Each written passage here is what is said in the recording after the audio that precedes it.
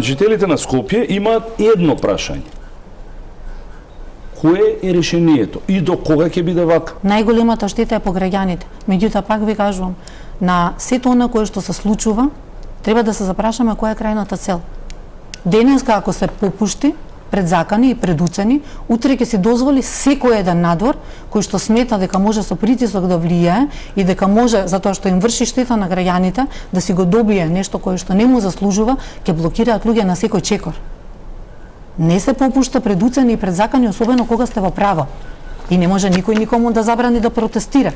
Меѓутоа, утре, секој еден човек, секој еден кој што има возило или автобус, може ќе си дозволи да блокира. Што ако не се изгласа буџет?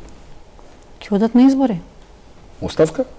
Не, тие ќе одат на избори, затоа што тие се оние кои што ќе одлучат да не го поддржат тој буџет кој што ги практично поддржува проектите кои што треба да се реализираат за модерно Скопје.